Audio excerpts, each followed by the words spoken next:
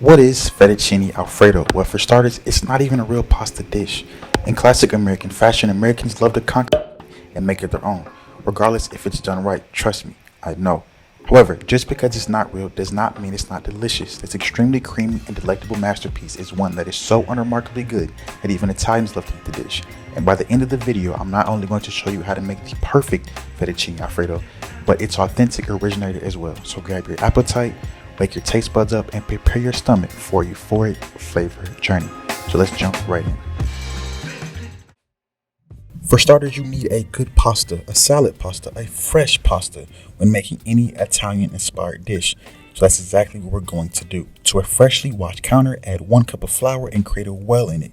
Next, you want to crack 2 whole eggs and place them into the well. Follow this up with a drizzle of olive oil and a generous pinch of sea salt or kosher salt. If you don't have either, it's fine. You can use table salt. But please, for the love of God, get a better salt. You're doing yourself a major disservice. After all the ingredients are added, you want to start by whisking the eggs together. You can do this with a fork or a whisk, but just make sure to not break the well. After the eggs are fully whisked, you want to slowly begin to incorporate that flour into the mix, making sure to never break that well. Once you have your ingredients fully mixed in, you want to begin to chop the dough with a dough scraper or just continuously push the dough together with your hand. Both of these methods make sure we're completing the combining process, and it's extremely crucial, so don't skip this step. After it's combined, you want to knead the dough for another 10 minutes, making sure to really get in there. Kneading is extremely important because the pounding of the dough, activates the gluten so that it can rise and have a much softer texture. Kneading is what gives the pasta springy, airy feeling. So if you want that, please put your forearm to work. Once combined, wrap in plastic wrap and let sit for at least 30 minutes. And in the meantime, we're going to work on our sauce.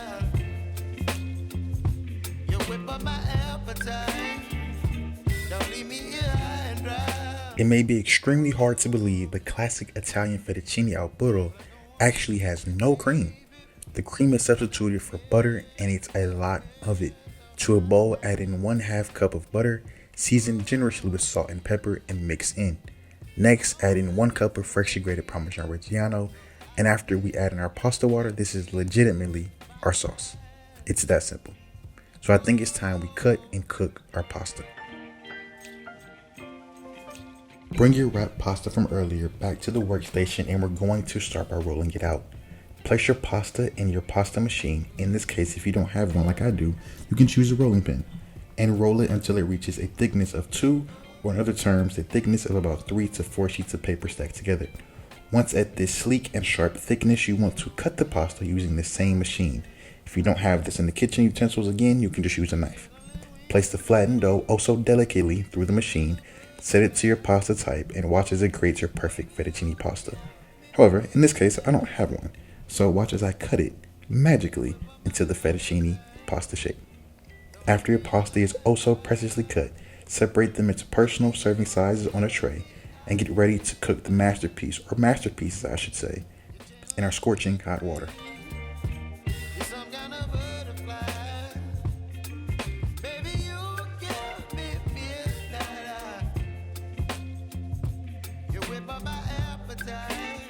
To a sauce pot, Dutch oven, or whatever you have that can hold water, bring 2 to 3 cups of water to a rolling boil, and we're going to cook our pasta.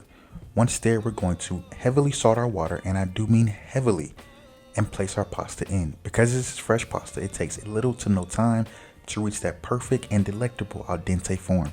You know your pasta is ready when it begins to float and rise to the top. Once there, take it out of the pot, place it in our bowl from earlier, and mix in. Our heat from our pasta will begin to melt our soft butter and our delicate cheese and begin to form an amazing buttery and creamy sauce.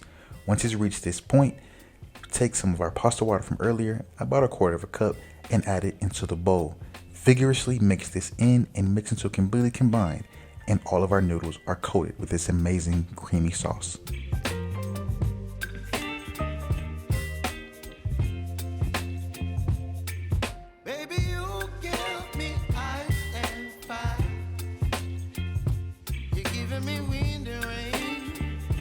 In just that quick, we've created the first pasta, our authentic fettuccine al burro. It's simple, extremely delicious, and it gives you a true taste of Italy, all from the comfort of your own home.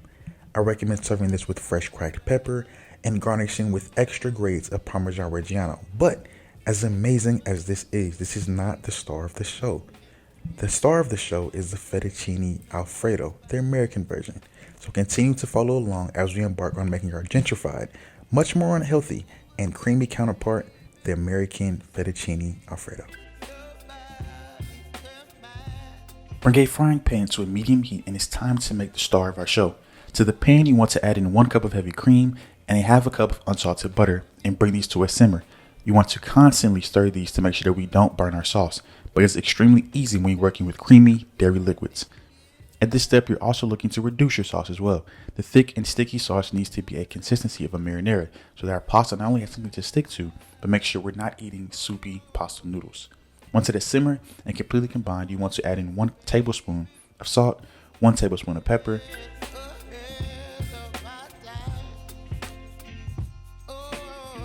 3 to 4 fresh grated garlic cloves. If you have the powder, just use that, but next time, please get fresh garlic. And whisk these until completely mixed in. Lastly, add in 1 cup of fresh grated Parmesan Reggiano and then mix in.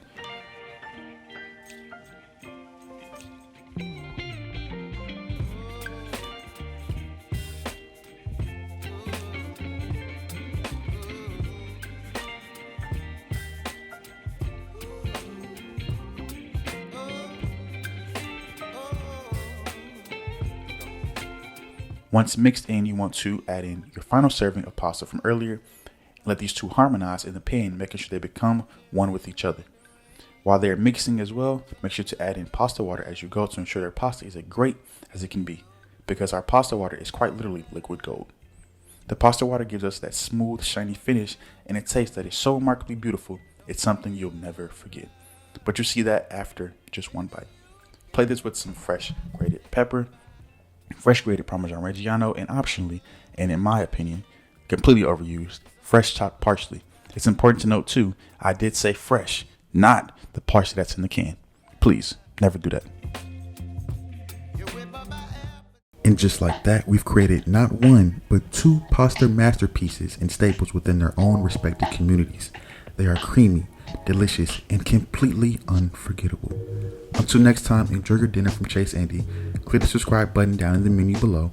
And don't forget to click to my right in about 5 seconds for many more dishes and videos you really will enjoy.